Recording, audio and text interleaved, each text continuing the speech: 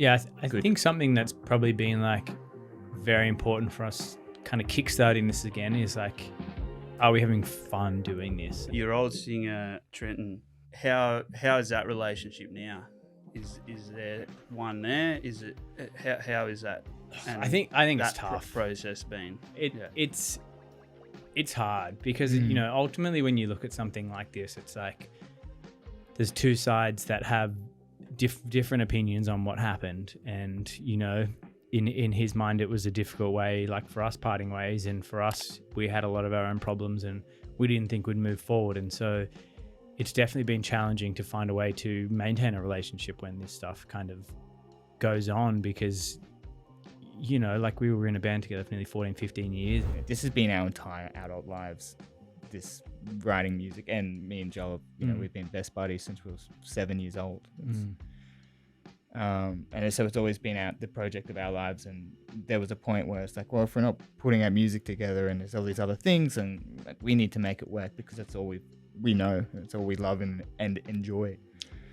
Yeah. So that was a part of it as well. And it's not, there's not a part where it's like, oh, where we hate each other. It's just, the machine wasn't working anymore. We end up being in this position where we've come out of our late teens playing music, we're touring the world, we're all of a sudden in this thing that's classified as a small business. We don't know how to make it work, but we're just in it doing it. No one taught us how to play the instrument. No one taught us how to be in a band. No one taught us how to do anything. Like we missed band 101, like band for dummies. Like we didn't even get that. Like we got none of it.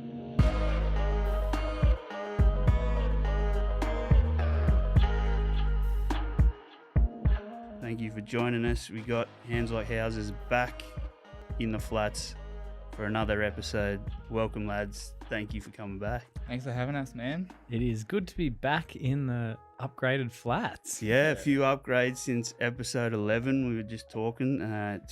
It was the early days of the flats. It was kind of just after COVID, and you had just done Live in Your Lounge. Whoa. It was that era. Yeah. And that was what partly inspired getting the flats up and running, was COVID. So it's good to get you guys back in the flats when you've actually been all around the world. You've been touring Asia recently. How was that? It was a lot of fun. It was. Yeah, I was having this conversation probably about 20 minutes ago with our friend Sam from the Canberra band Epic Flagon down at the wine store in Braddon, and I think for us this Asia tour was mostly a holiday in a way. We got to do a lot of eating, a lot of downtime, a lot of eating, and I think previously for us touring's been show, you know, playing 4, 5, 6 shows a week. This was one show every 4 days, I think. So it's pretty hectic. We planned it out in a way that made us comfortable and enjoy our experience, which was such a refreshing change. And good to get back overseas touring. Yeah, first overseas tour since COVID. So it's 2020. We actually played in Singapore. It was almost 10 years to the date before we played in Singapore this time. So it was our first time hitting Philippines and Thailand, which was really special. But we hit Singapore almost a decade after the first time we went over, which is kind of crazy. I think we're about a month off or something. Wild. Do you remember the first time in Singapore? Yeah, a little bit. That's all? just like a little bit. I remember the most recent one more. Same. I also remember that one. That one a bit more. And Canberra fans would also caught you at the Fun Time Ponies shows. That I was there for one of the second ones, I think. Awesome energy. That was that kind of you guys getting back into the groove doing that tour with the new lead vocalist? Yeah, it was. I guess it was it was sort of mates that owned and were running FTP Fun Time. Just pull that a bit closer. Oh, sorry, man, I pushed it away. Yeah. It was mates that were running Fun Time, and so the opportunity came up. And it was a double night. It was a lot of fun. And it was also a chance for Joshy, to just come to Canberra, meet all our friends and family, and rip a gig. Yeah, it's very much finding our feet again. This is also something that I thought of today when we've played 10 shows with Josh, our new singer, and I think back to like how many shows it took us as a band to feel like we were at a stage that we were happy with. And so to be 10 shows in is like kind of crazy. Like I think we still got a bit before we find our feet, but this was very early on, and those Canberra shows, especially 2 nights at Funtime Pony, were very high in energy, I would say. And as you might remember, Nick, I believe that there was a recorder solo at some point throughout the set. We had the harmonica. Someone kept playing harmonica, and at some point Josh said, well, if you're going to keep playing it, get on the stage. And so at some point there was a fan playing harmonica, and they were great. And then after the show, they admitted that they didn't know how to play the harmonica. Which I don't know if anyone else knows this, but they said, no, you just blow heaps fast and move it around real quick. That went over my head because I was like, oh yeah, he can play it. Yeah, they were shredding. Damn. Yeah, that was something that came up that maybe not everyone got wind of. That's good. So you won't be inviting people up every show. To do that. Yeah. Well, if someone turns up to the gig and after every time we finish playing a song, they just play their instrument, like if it's decent enough, we'll get them up. Like we'll give them a go at open mic. I mean, even if it's terrible. Even if it's terrible, also it's still interesting, yeah. I think it's a very bold move to turn up to someone else's gig with your own instrument, and every time they stop playing, you jump in. Like, hey, I want to be involved in you too. Imagine if I went to a gig and had my bass guitar and like an amp or something, and as soon as the band stopped playing, I was like, hey, look at me. Listen to this. Give me a go. Well, it's kind of become like a thing, hasn't it? Like the bands, people hold a sign up and they get them to play play a song, and it's either a viral hit, usually some kid that just shreds, or it just bombs and they've been conned. There was one that I saw of I actually don't know who the artist was, but it was at one of I think it was at Reading and Leeds, and there was this kid holding up a sign, and he had like the soccer shirt on, and he gets up and just starts freestyling, and he just rips it. Had a little bum bag on. That was a good one. And so you said 10 shows. Tell us, how has it been with the new singer? How did that all come about? It's obviously a big change to come to any band, changing the lead singer. How was that process? And 10 shows in, looking back, how did it go for you guys? I mean, I don't know where to begin with that question, but I mean, in terms of how the shows went, I think what was cool, or what is interesting, is within those 10 shows, there's shows from like a few different formats. There's like a festival show, there's a headlining shows, there's international shows. I guess it's not really a support show in there, but not yet. But there's 30-minute sets, there's 45-minute sets. There's different settings. There's us being in control, and then there's us being in not control. But I don't know. It wasn't just 10 of the same sort of show. It was, different challenging environments. We were also going almost skeleton crew on a lot of that tour, so it was really just our core, us guys, doing everything and making it work. And just the vibe was just so high. It was just red hot the entire time, which was just I think something that's probably been like very important for us kind of kickstarting this again is like, are we having fun doing this? And I think that's where we kind of started with this writing. And I guess looping back to that original question of how did it come about, we kind of got to a point with the 4 of us where we actually didn't think we were going to have a singer. We had this idea where, when we parted ways with Trenton, the 4 of us still had such an urge to create and write music that we didn't really care what format that was going to come in. We just wanted to find a way to fulfill that outlet for us. And we kind of looked at, the the way that DJs do things, where they don't have singers, they just have different guest singers sing on every track. And that was kind of the loose concept that we were going with for moving forward, is like, let's just get people that want to write music with us and let's do it. And that will fulfill what we're trying to do. And, you know, one of the people that we started writing with first was Josh, who we'd toured with before. And the first song we wrote with him, Heaven, which is the first track on the record, was kind of a moment where we all just stopped and we were like, this is what the band will sound like moving forward. And I think what he brought in terms of kind of sounds and energy and just the way in which he approached it was a very, I guess, just such a nice feeling for us to have that coming in. So I think that's how it came about. Mm. And how did you meet Josh? You knew him a long time, or it was kind of just by accident? It was a decade ago, give or take. I'm going to say not a decade, but I'm not obviously great with dates here too. I want to say maybe around 2017, 18, we did a headliner in America, and our US booking agent at the time, we'd already locked in the bill. We knew what bands were coming with us. And pretty late in the picture, our booking agent was like, hey, I've just picked up a band from Australia. They're really young. They've never toured overseas. We really want to fit them onto a tour with you guys. Like, can you make it happen?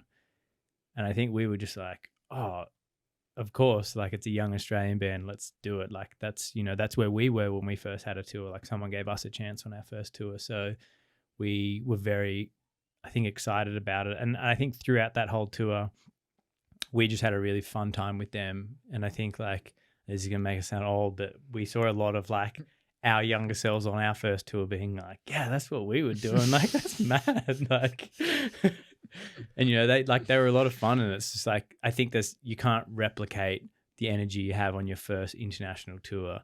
And they just fully brought that to our tour, which I think was also really great for us. Like, we had a really strong tour package that everyone got along really well. We had a lot of, like, great hangs throughout that tour. So we got to see them perform. And, like, it wasn't until years later where I reflect back on watching Josh play. You know, his previous band was kind of like a alt rock, kind of pop rock group, playing kind of these, like, I guess, pop rock songs. And, you know, he'd be in the crowd and, like, very energetic in the way that he performed. And I was like, man, he's a heavy rock frontman playing in a pop band. Now he's a heavy rock frontman in a heavy rock band. And how's he enjoying it? That switch, do you know? He hates it. No, he hates us. From what we can understand, I think he's really enjoying himself. You know, he's told us that his other band, they're having a bit of a long break at the moment, and I think it was pretty full on for them, like it was for a lot of artists, you know, throughout the period leading into COVID, where, you know, there was a lot of pressure to make records. There was a lot of pressure for success. There's a lot of people breathing down your neck for things to happen. And I think he came from a bit more of a structured framework in how everything was approached with his prior band. You know, they were signed to a major label. So I think coming in here, there's been a lot more freedom for him to try and rediscover what his connection is to music and his love of writing music is. So from everything I've been told, I think he's having a great time. It looks like it from the Fun Time Pony show. Everyone was having a ball. So yeah, it looked like a lot of fun. And your old singer, Trenton, how is that relationship now? Is there one there? Is it how is that? And I think it's that tough. Process been.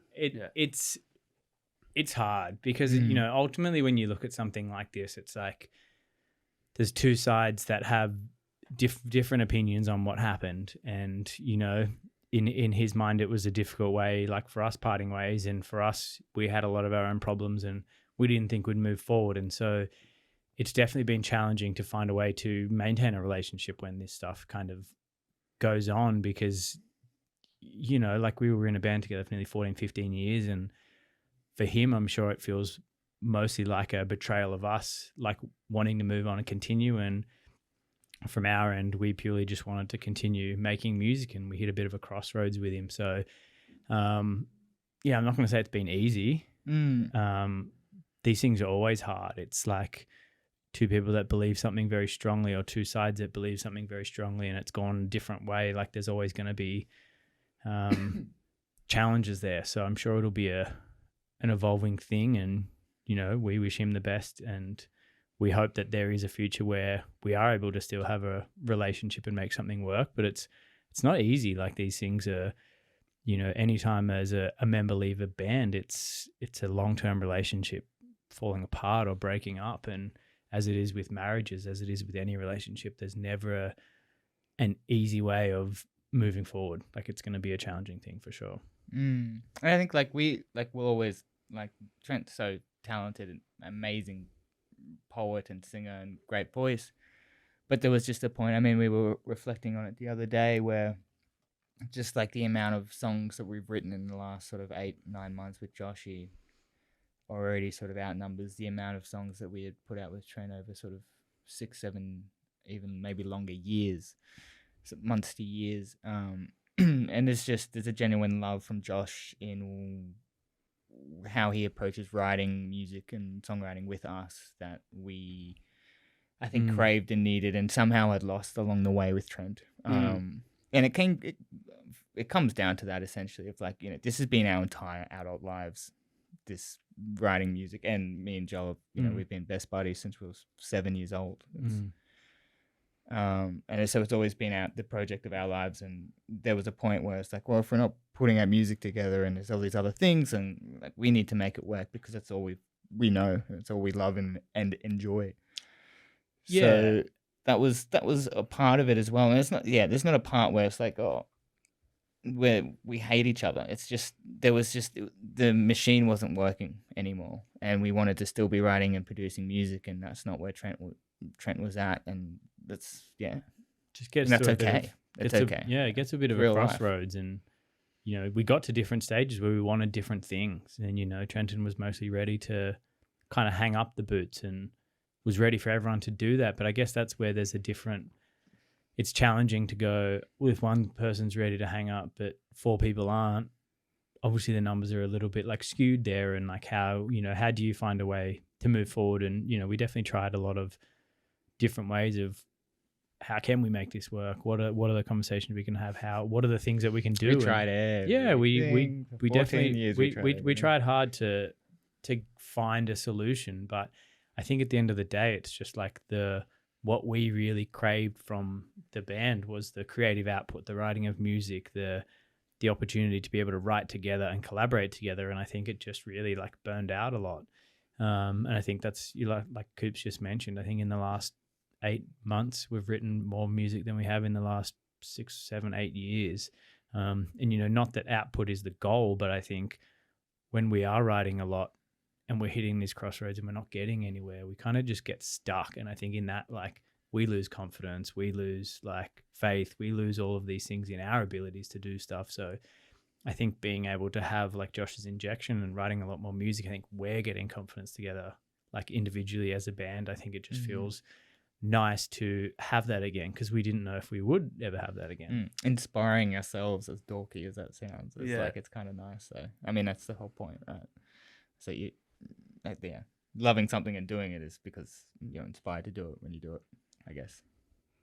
And was it for the band, was it a daunting prospect to have that conversation? Massively. and also make the decision that we're gonna continue on? Because I can imagine that conversation would have been incredibly tough to have. Totally. And it's a conversation we probably had quite a lot of times. It wasn't just one conversation. It was a lot of conversations. There's a lot of times that kind of happened. And I think ultimately, like, we got to the point where it was like, all right, well, this is it.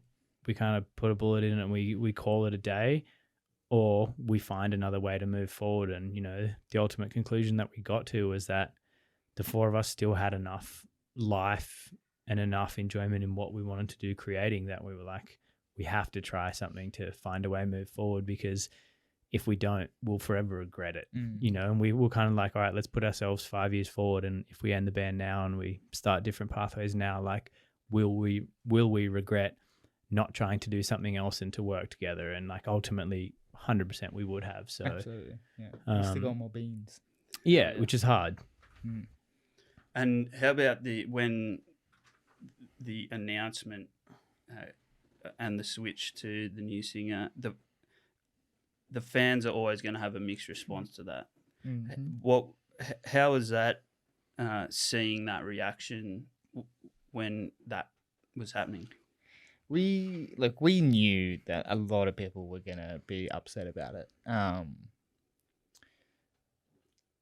and yeah, like we knew we had that conversation. Like, yeah, look, a lot of people are gonna leave. A lot of people, really only connected perhaps through us, through Trent, and then we have a lot of people who connected through us because of the project that Hands and is because of all of us, and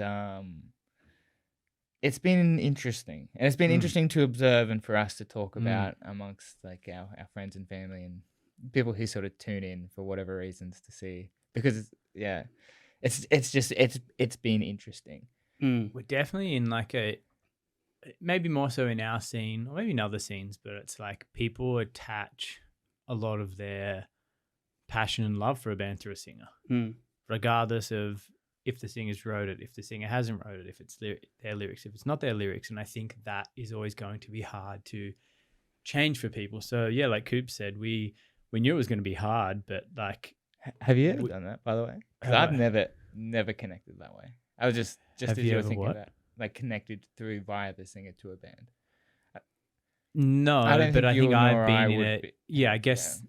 Oh yeah, I haven't done that. I don't think. Me neither. Yeah, but I know. Yeah, but I think there are a lot of people who that's what they see, and I guess that's when people see a live show, the singer's doing the majority of their talking. It's like that's usually it's the easiest point of connection is through a singer. So when a singer leaves, there's always going to be people that aren't happy because that's what their associations are with and are with that band. So like we knew it was going to be hard, but I think there was probably just more driving us to be like, we just want to keep doing it. Like if people don't like it, that's fine. Like we're not deleting our old albums. We still have 4 albums that are going to live on Spotify forever, presumably, or Apple Music, wherever they're going to be. It's like, we're still really proud of all the music that we worked with. This wasn't we hate everything that we've done. It's like, we're all very proud of everything we achieved, everything we did with Trenton. And so we knew it was going to be difficult, but I think it's just been, for us, we've just wanted to come out and just show people that we still want to write music and that we're still passionate about it and we're going to keep doing it. And so, over the last probably 11 months, we've put out 11 songs, I think. Yeah, that's massive. And I guess we just want to be turning up with music and trying to, I guess this is the other hard thing about artists these days is a lot lives in the comment section. And so I think at a point we got relatively good at being able to just like separate ourselves from that section, because also, sure, people don't like when you change a new singer, but probably if you went back through our last 4, 5, 6 songs with Trenton, or probably in the last few years, like with him, people always would shit on anything we put out because they like the first album. So it's like, it doesn't really matter if it's a new singer or anything. It's just like a new anything. Yeah. People don't like the change until they've either listened to it enough where they're like, all right, I do like it. But even when Trenton was still in the band, people were still shitting on us, being like, it's not like your first record, you fucking sold out, and like whatever the commentary is for that period in time. So in a way, it's just similar. It's just rather than the commentary being, it's not like your first stuff, it's like, it's not the same without Trenton, or it's like change your band name, or, that's usually the two common things. But like, of course it's not the same because it's a different person singing and it's like a different evolution. So we have gotten lots of positive comments too, but but like, you know how it is. There's more negative people who want to post. Yeah, one negative comment will sting more than totally. Yeah. Well, I think people are inspired more by negative emotions to comment, right? And it's like, that's what fires people up, rather than being like, oh, this makes me stoked. People are like, oh, you guys suck, like, but which is weird that that's even a thing, that people think that they have an opinion where they can tell us we suck when we're just a couple of dudes that Yeah. are like, oh, we're just gonna keep playing music, and some schmucks is like, well, fuck Totally, you guys. totally. We're like, well, Yes. actually, So fuck you. to circle around, like, yeah, it sucks getting shit comments, and it also sucks being like getting shit comments from people that either just don't know the situation or just don't know the depth of what's happened, which is everyone, because like we're not publicly broadcasting the complications we have as a band full time and why we got to this point. It's like that stuff's not public information, you know. It's just like people will see it and be like, something's happened, I'm taking a side, and kind of turn. So yeah, it sucks, but like we're having a great time making music and like we're still here. Yeah, I think that's the good thing about seeing you guys live and getting your forming opinions in that room where there is no disconnect with what the internet does, and I think that's so clear in the shows that you guys do. So I think it's going to be really cool to see what's next. It's much appreciated. So yeah, and I'm curious. Did you guys see the ABC Australian story with Parkway Drive? I did see. I don't know if I saw the whole thing, but I feel like I saw most of it, or maybe it was highlights, but I feel like I saw a bunch of it. It was where they were talking about their problems as a band. And it seems like you guys would probably resonate with it. And it's not uncommon. People might not know who are fans of music that how challenging that relationship can be. Yeah, and I mean, from what I recall from theirs, I mean, I think there'd be a similar story for anyone that's been in a band for probably at least a decade. You know, this is just inevitably what happens in relationships. And from what I recall from theirs, the bass player wasn't in the band, but the band was making money and he wasn't, and like tensions were building then within the band because of that. And I think then like they were self-managed, and how all of it worked, it just ended up being these like internal dynamics that kind of it got to the point of blowing up, where it got to like therapy sessions. And I think that's just like true of any artist, of how things move forward. There's always going to be like a questioning of what's happening, or if someone's in a bad mood, like you've got kind of 10 years of these memories with someone that you can like dig in and bring up. And I think back to, you know, the last few years we were touring overseas, of like anytime all of us would be intoxicated, there would be these like 10-year-old grudges that at some point would come out that would like spur something, and you'd be like, what the hell is going on? But like I guess that's the reality of a long-term relationship, is if there is those like deep-seated like trauma in something that someone said 10 years ago, it comes up. Said it did, yeah. I mean, I haven't seen the thing, but like, I feel like I get and understand exactly what they're talking about. But I mean, it's not like this is something you're gonna get taught either. Like it's not business. I mean, it is to a degree, but it's your friends, and you become people that gallivant around the world playing music, and you're supposed to assume you know what you're doing, which I mean, across the board, no one does. But in this space, to manage that, and then to have, you know, just to deal with the complications of being an international touring band and trying to remain inspired and stress-free and be able to tour and maintain healthy relationships within ourselves back home while you're missing things, doing the band. Like it's just, it's craziness. And there's no right or wrong way. Well, there's wrong ways, definitely. But I think it's also, especially where we are now, it's so easy to paint the picture of how great our lives can be while we're doing this, you know, like we're on the other side of the world playing shows, we'll be touring, and it's so easy. Like the only things we're posting about or like talking about is the great times of our job, in a sense, you know, like no one's seeing the bad stuff, no one's seeing the hard stuff, no one's there at all the in-betweens. Like people are getting snapshots of this like half an hour or 40 minutes or an hour of your day when you're on stage, when you're doing it. But it kind of sets up this thing where people will just assume everything's all hunky-dory. I mean, yeah, and that's for everything, though, right? Like, it's not like we're talking about anything new here, but it, like, yeah, that was our real experience, I guess, and it's, yeah.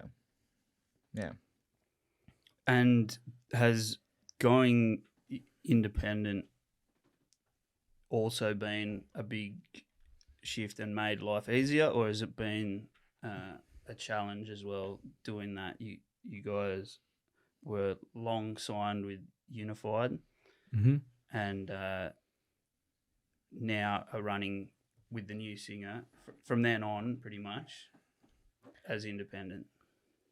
Yeah, well, how do I get into this? This is our 5th album, and so this is the first time we've done 4 albums, 2 EPs, all have been through record labels, and this process for us has been very much more of a DIY approach, like than we've ever done in our whole career. Like, and I think in a lot of ways it's made some stuff easier, made some stuff harder for sure. We have a great little distro team that's helped us definitely get to this point. But I think for the most part, when we were doing a lot of these records early on with labels, I think we always felt a bit of a pressure to deliver. We had to give them something. We had to get them a song that could be a radio song or a single song, or there was always a bit of an overarching pressure, even though there was no, I feel like we got pretty lucky in the 4 records that we didn't really have anyone telling us what to do, but we had that like pressure that if it didn't deliver, we wouldn't be doing another record. And so I think that's been maybe different in this, this album. That was for people, well, for most people who don't know us, that wasn't with Unified. That was more with sort of the American labels at the start, where we were like sort of bright-eyed young boys, just being like we've signed the contracts to the labels. Yeah, last episode we talked about that. We would have, yeah. You signed a really bad deal. We did sign a really bad deal, yeah. But, I guess that's where now being on the other side of it, we have the opportunity to do the things that we want to do and not be, I think maybe one of the biggest things for me is to not be caught up in the stress and the pressure that can come from putting out music. Like, I don't know if you have this as much, but I feel like I used to have a lot of like anxiety or stress around like release days or album days or something where like, are all the posts right? Is everything lined up? Is everything going to work? Is something going to be wrong? And there'd some reason be all of this pressure around a day that we all should be celebrating, that like, hey, we fucking wrote a song and we got it out. And I think now being independent and being able to do things a lot more, I think I've been able to have the realization like that stuff doesn't matter. Like it doesn't matter if a post has a typo on it or if it comes out at a wrong time or like all of that stuff that used to be somewhat stressful in a way, like doesn't matter anymore. Like it's just out. We've put a song out and it's been a lot easier to be like, great, I'm going to sit down with a beer tonight and enjoy the fact that a song that we all wrote 6 months ago is live.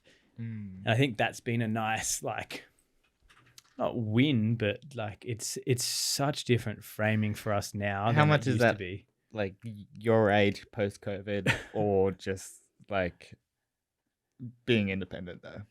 Or just combination of all of it? Maybe a combination. It's got to be all of it's it, yeah. a bit of everything. Yeah.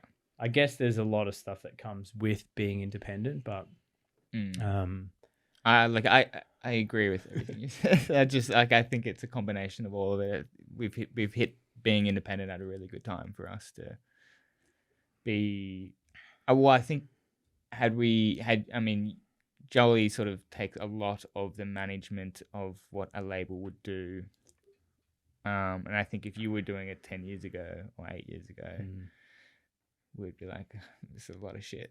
Like we would be stressing out over it. Totally. Yeah. But I think now just with we're more mature approach to what's important in terms of what we're trying to deliver.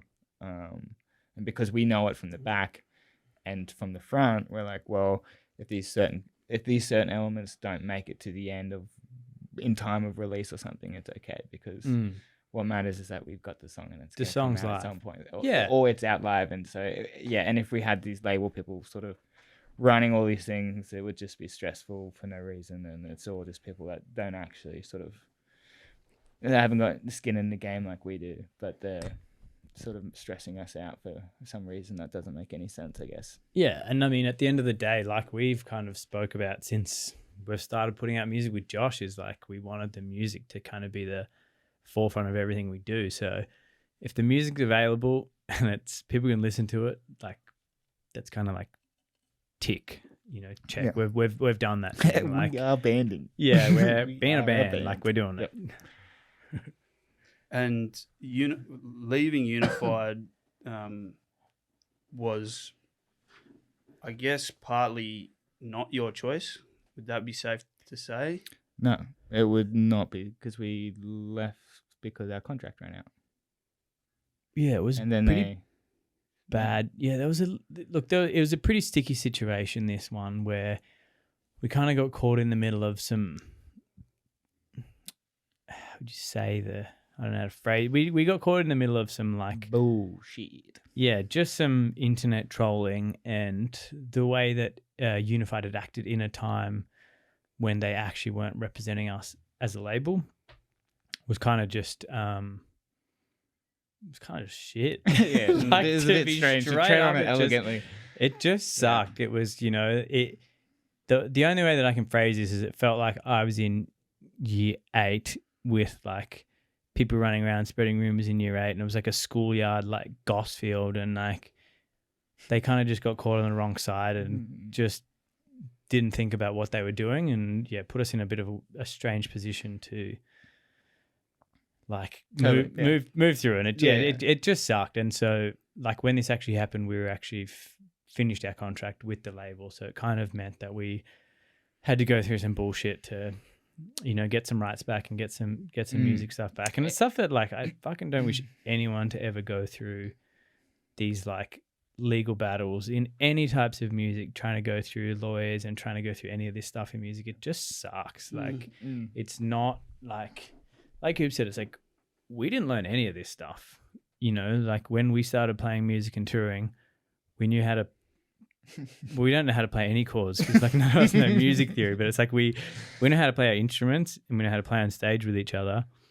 And then it gets to this point where it's like, this is your business. How do you operate your business? And we're like, we don't know. Like we needed people to tell us. And like we had a lot of people that tried to tell us what they thought was a good idea, but probably wasn't that much of a good idea. And so we end up being in this position where we've come out of our late teens playing music. We're touring the world. We're all of a sudden in this thing that's classified as a small business. We don't know how to make it work, but we're just in it doing it. No one taught us how to play the instrument. No one taught us how to be in a band. No one taught us how to do anything. Like we missed Band 101, like Band for Dummies. Like we didn't even get that. Like we got none of it. And so we're kind of then in this position where you fast forward 10, 15 years and it's like we still deal with the same stuff. Like things come up and we're like, we don't have the skills to deal with this. We don't have the skills to understand what this means. It's like learning on the job, most of it. So there's a lot of challenges that come with that a lot of bands face, or they either rely on external management or external people to help like guide them on that trajectory. But it's like, it's hard for the modern day musician. Absolutely. And we talked about the comments. That is a new phenomena too, where the allegation can spread so widely and fast that it's out of control. And ultimately Unified apologized for the way they acted and discovered there's no substance to those claims. But it had already set in motion this sort of narrative of you getting sacked from the label, pulled from festival shows. That didn't happen 10 years ago, or probably even more than that, 15 years ago. So how was it navigating that after flow on effect at a time in Australian music when that was happening legitimately quite a lot? And there were questions that the industry needed to answer.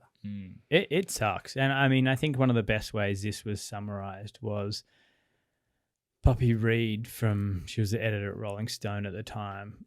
She was probably the only person that wrote an article that actually just talked about any process that should happen when this goes on. And usually it's very complicated if there's any legal things happening in the background, if there's any like existing battle's already going on. And I guess the way that she framed it was that we're in an age where like it's kind of trial by social media. You read something and you make your decision based on what's already been presented without any actual like facts. And so I feel like we're kind of caught in the midst of that. And part of me feels like we're maybe getting towards the end of that, where there's people have a little bit more awareness of the ramifications that can happen when something like this happens. But there was definitely a period where like all that needed to happen was someone would go, this person did that, and bang, cancelled, kind of straight away. And there was definitely a period where that kind of felt like it was happening left, right, and center. And look, some may be justified. Obviously, it's obviously each a lot case of it to was, its own, but and probably a lot of it was happening. But it's kind of, if you're on the wrong side of that, it's like, well, collateral damage. yeah, there is hard. It is a tough way to work out of, and it definitely like wasn't easy for us to get to the other side of it. But you know, we just tried to like kind of back ourselves and believe like what we knew and tried to move through that. But like I was just previously saying, a lot of it is stuff that we don't get taught how to deal with this when this thing pops up in this day and age, that then all of a sudden has all these like ramifications for your business and like what you're doing. And we had no idea. Like a lot of it was just trying to have a lot of conversation to figure out what would be the right pathways to move forward to educate or like be able to talk more openly about how to approach it better. But it's like, I don't wish it on anyone. Shit timing with COVID as well, because we were just sort of everything. The handbrake was on band wise as well for us. Sort of the year before COVID, 200 shows, the year after 2 shows, and then dealing with that, it was just a treacherous time. A lot of people look back on that and the way you guys handled it as kind of a really handled it really well, in the sense of you guys did just take a step back and you had that big break. How important was that for you guys as a band? I mean, I guess it's hard to know, but I think the reality is we got caught in a shit situation.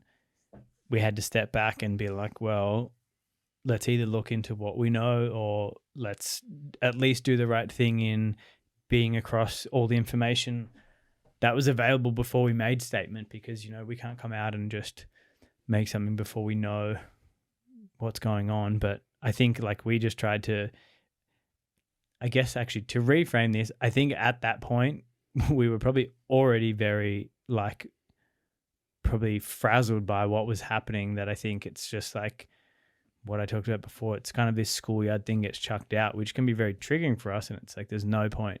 Like you can't go out and fight it and go, this didn't happen, or this is the actual situation. I think we actually just needed to give it space to go, cool, if there are things going on behind the scenes, we need to know about it and get and work through it. And then when we have enough information or like certainty to come out and, you know, work through that case with Unified, then It's also just like, I don't know if this is a tangent worth saying, but like I remember observing how it was getting a little bit crazy, and just sort of like through social media, like we were just sort of, okay, what's this, dealing with it and understanding it. And then, you know, someone from Married at First Sight's involved, and then there's all of this other like group of social media people coming at us. And it was just like, it was just crazy to watch from the outside. Well, we weren't on the outside, we were on the inside. Really inside, but even from, it was just interesting. It was just like it just sucked. I think we just needed... It was sad, it was stinky, and it was just surprising, but interesting as well. And almost a look into that sort of tabloid culture. Yeah, absolutely. For some reason, they become picked out as the ones that are going to get that treatment, and they cop it in the magazines. But looking forward, you mentioned earlier when you were contemplating the new singer, of going down the route of having no singer and it be and feature artists each time, you kind of have done that a little bit by the looks of it in the new releases, that you are featuring more people, which is really cool to see. How have is that common in the genre that you guys do? I'm not a huge, but it doesn't seem like something that, where you're having these two lead vocals in a way. It had its time a bit, and I think it faded out, and now it's not so. Oh, I don't know. That's my. Yeah, I don't know if it has been super common, but I think, like, at least for me personally, I've always just really loved collaboration or hearing songs with someone else's take on it, and I think we've always wanted it to do more of it as a band. We did some of it on our first record, and we really liked it, and we wanted to find more moments to dig into that, and I guess we just had barriers, but I think for us it just felt right. Like, a lot of the songs on this kind of first EP of the record were songs that we'd started writing with people, and then Josh had come into the band, and we're like, cool, let's just make it work with both people. And so there's been a bit of that, like, what can we do, or what can we change up with this? And we got to work with just people that we've always loved, right? Yeah, like people we've loved for a long time. Particularly like in the first EP, we had Maddie from the Getaway Plan, who we toured with probably definitely a decade ago now over in the UK. And I remember it was Peter Surveil were headlining. I can't remember who else it was. And his Getaway was opening, and we were in the middle somewhere, and we had grown up listening to them. And every night they were just one of the most amazing bands we'd ever seen. Every night, like to this day, they were just so good. And so to get Maddie to write a song with us was just very cool. And same like Aaron from Under Oath as well, obviously another band that we grew up listening to. It was just cool because we were like, oh, who should we pick? Let's send an email out. And then is that literally the process? Like, kind of, yeah. Like who makes sense? Like, yeah, and like we're not sending it out to Pink or something, but like just people that why not was kind of our approach to it. And a lot of people were keen, and then it would be a classic where someone would say yes and it wouldn't happen, or it would almost be happening for fucking months. And I don't know if you heard any of that, but I heard most of it.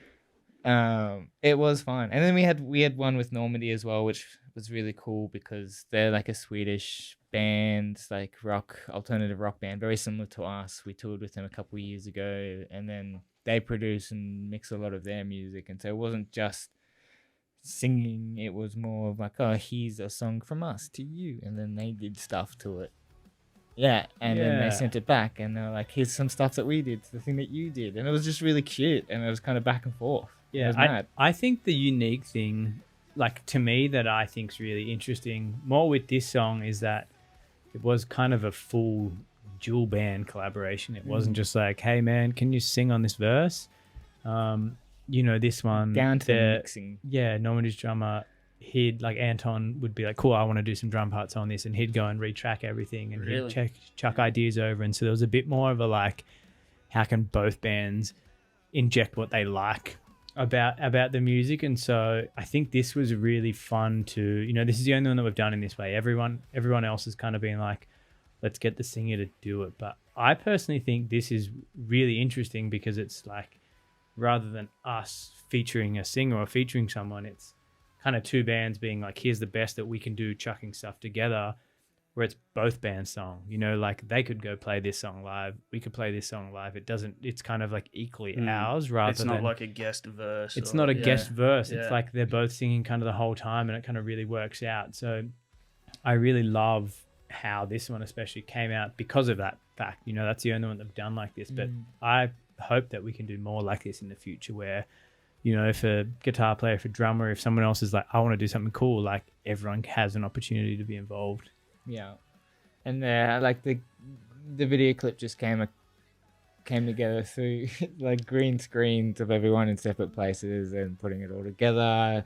Some Unreal Engine work. It's a lot of that. And then and it's all part again of us being independent and trying to organize releasing 16 songs with some sort of visual element to each song. Or it's nice to see this clip. I really love this. Is probably one of my favorite visuals we've done on the record. Yeah, he smashed it. Chris Zargis made that clip out of Sydney.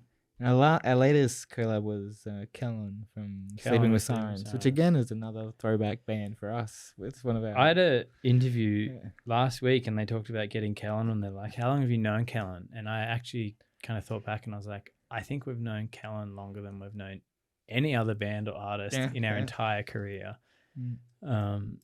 Which is crazy to now finally be doing a song. Like the first time we were recording the first songs off our first record, we met Kellen before we started recording. Good call. Yeah, which is crazy. In the old Chango Studios, and they just finished recording one of their albums. Yeah, 2012. So have we got more of that? Can we expect more of that in the double album coming out soon? There's one more feature after this. Yeah, we actually, I mean, how it kind of worked is because we were so, like, I guess when we started writing a lot of this, we didn't have a singer. And so when Josh came into it, we kind of made it work. And then, you know, the Normandy collab and the Callan collab kind of came together in that middle one. But we only have one more guest up our sleeve for this, which is actually going to be the last song on the record. Canberra lad. It'll be a Canberra artist. Yeah, it's pretty cute. Which will be fun. Interesting. Can't tell you too much about that, but it's the last song on the record and personally one of my favorites. So it's the last one on the record, but one of the first ones that we were massaging. Well, not the but like up there. Yeah. One of the first worked on, one of the last finished, and So you can't say who? Can we? Why not? There's Ben from Safia. Ben from what? Ben from Safia. Epic. Yeah. No reason to be a secret, but that was an awesome process. Yeah, we spent a bit of time out in Michelego writing a bit of music, and Ben was helping us get started in this period where we didn't have a singer. And Ben's a good friend and a phenomenal songwriter, and I think his process really, I think, complements how we approach a lot of stuff. Like he's a very strong melody writer. He's got a lot of very strong attributes to his songwriting, and I think how it came together was just, I don't know, really, really natural. We're in this such a beautiful. It's funny thinking back. Like this was the last time I was out at this. I actually used to live on this property out in Michelego, and the house has these like huge glass walls looking out over the water, and these like huge grass. And there was a part where we were like writing. We didn't really know if the song was like good yet or if it kind of meant anything. And there was like, I think there was this like one chord that got tracked in, and I think everything locked in. And just as we were both like, we were looking around, we're like, oh, this is great.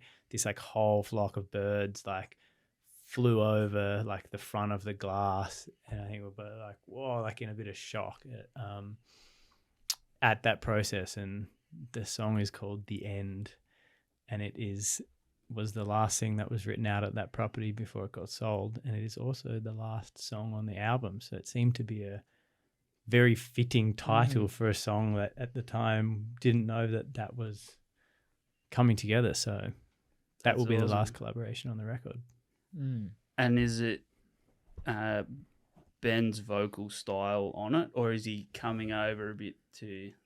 I think it's Ben's vocal style. Yeah. And I think that's why I think the song's really interesting is like Ben started a lot of like the emotion and tones of the song matched with kind of our guitars and our feel, and then how Josh kind of inserted himself into that and worked with Ben, I think was just really, really great.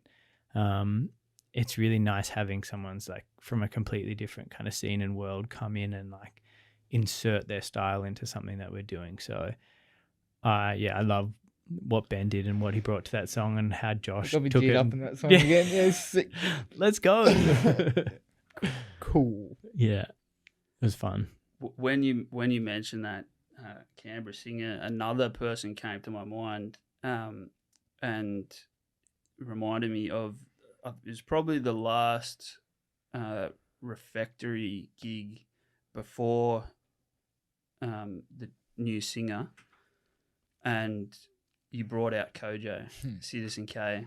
We did work with Kojo. We did do some writing with Kojo. That song's sick. It's funny because it's like Kojo came out with us and we did a Linkin Park cover, right? Yeah. We actually we recorded that cover. Shit, we did too. So we actually recorded that cover with Kojo. Kojo had his own verse. That's what I was going to ask, yeah. And it just never quite got there. It was one of those ones where the concept was great, the idea was great, and we didn't quite get to the point that made sense to release. Now we're not definitely not. And we definitely can't put it out now. But that was such a nice moment in time, and I think we would we definitely did some early writing with Koja, and there's probably stuff that we will come back to from that as well. So me and Coops had a lot of fun doing some sessions in with Koja.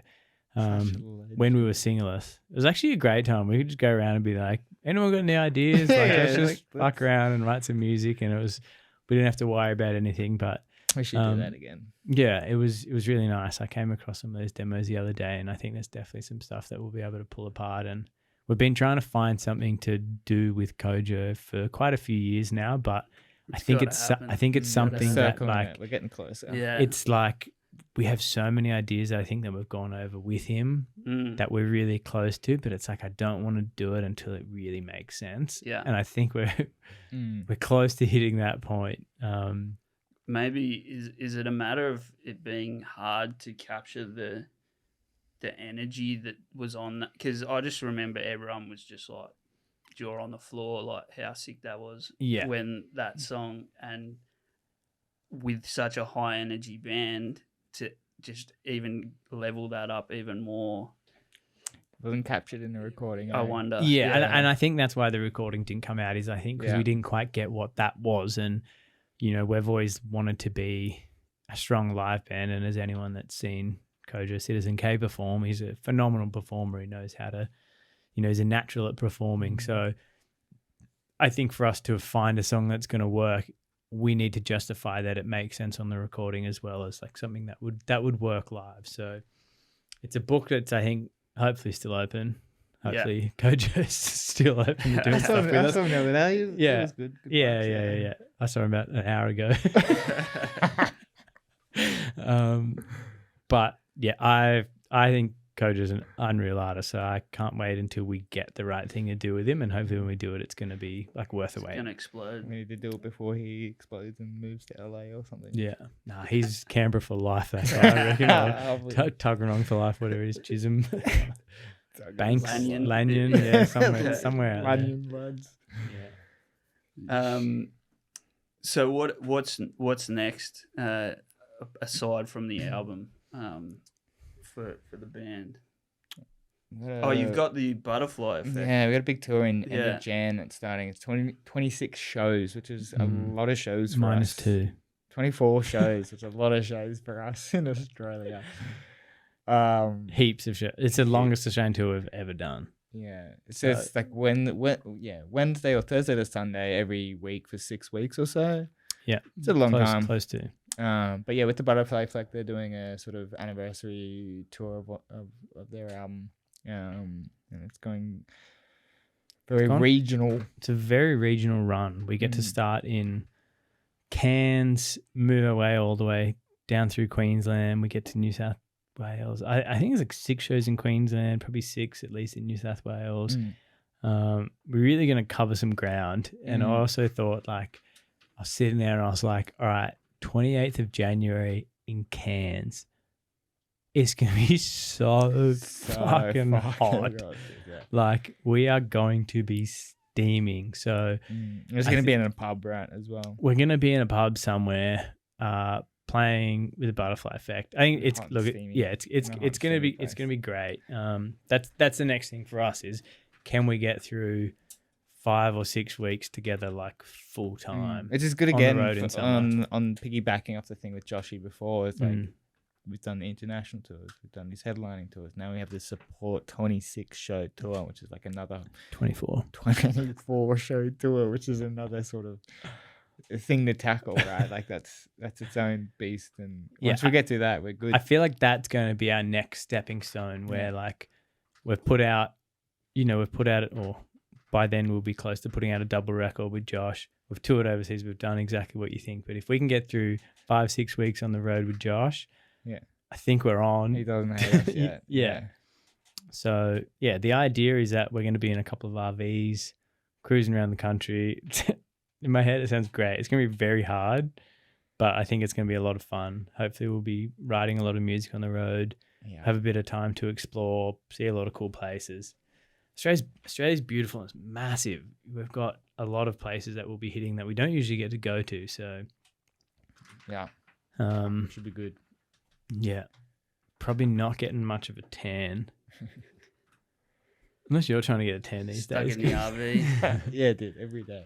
It's gonna be like we'll get RVs, and the first day like the aircon will break or something, and that's the usual. that'll be hands the like most ours is accurate way of us starting a tour is Yeah. like being in these big sweat boxes moving around the country. So Yeah. that'll be next, and then from there, I think it's somewhat open at the moment. I think we'll probably be working on new music. I think we'll probably try and do another Australian tour to celebrate the record being out, the fact that it'll be out, but it's still a bit in the works. Yeah, and always just working on music, working on the project that it's HIH. Is it your intention to keep that pace of releasing music after the album too? Ideally. If it makes sense, like I think so. I think at least we're in a place where if we're writing a lot and it feels good, there's no point in stopping. You know, what it used to be for us was like, all right, let's get 10 or 11 songs together. When they're ready, we'll put it out and we'll tour that for 2 years. And then after that, we'll look at doing another record. I think we're in a place where like, if it makes sense, we'll just finish it and we'll just keep going. Like there's no reason for us to not continually record and put out music if it's flowing and it feels good. I mean, like this album musically was finished months ago and it's out on February next year. And so, we're just naturally just working on music already and booking in studio time because it's kind of part of the routine and part of the calendar that we go, okay, we have shows we got to book. We should be booking time in the studio to have this forward working or just building up the cache of songs. Yeah.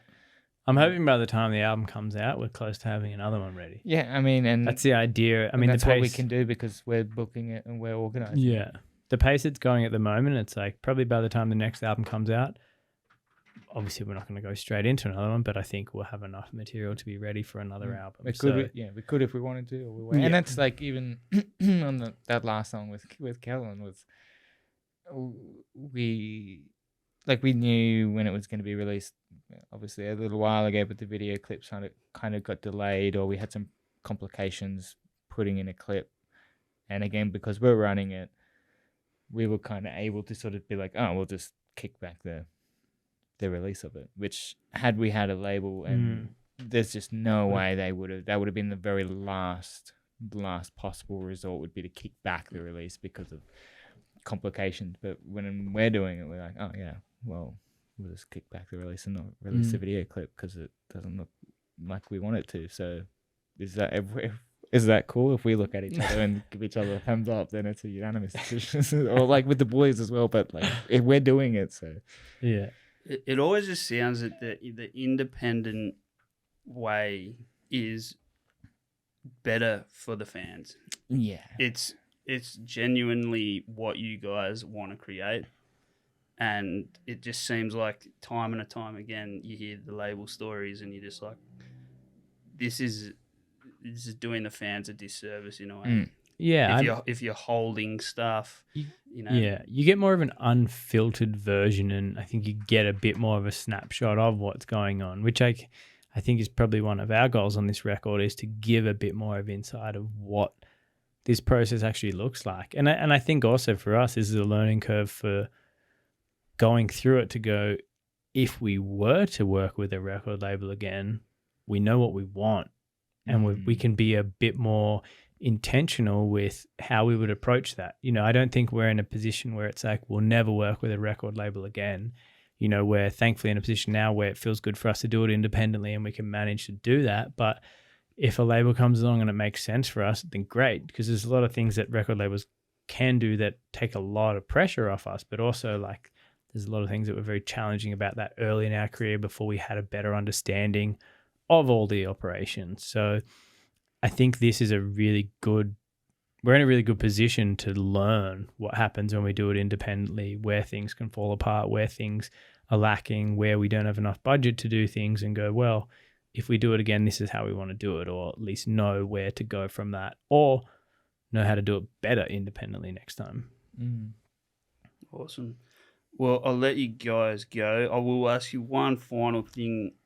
In your previous role at Music ACT, you're in town for the Mummers tomorrow night. Yes, the Mummers are on tomorrow night. And it's for those that don't know, the industry awards for Canberra music. How do you see the state of Canberra music, having been a part of Music ACT for a while, and what we're celebrating tomorrow night? Yeah, well, I guess tomorrow is about, these awards nights. I think every artist hates awards nights, but the best thing about awards nights generally is that a lot of different artists are there, and there's a lot of time to connect with local artists and have conversations that you don't normally get to do. So really it's about celebrating the artists that have been able to put out music, that have been able to, start a career, establish a career, anything to do with doing it. Like, I think any artist at any stage of their career should be celebrating any other artist that's been able to continue doing it, especially in this kind of day and age. So I think tomorrow is probably about just being able to kind of show up for other artists and just enjoy those successes. The awards are never really like the pinnacle of it. It's more just a place where people can come together and go, wow, a lot of people put out music, and it's great to see that the scene's still building. It's probably in one of the trickiest times it's been, I think, since COVID. It's getting harder and harder to put out music. It's getting more expensive to do things. It's like,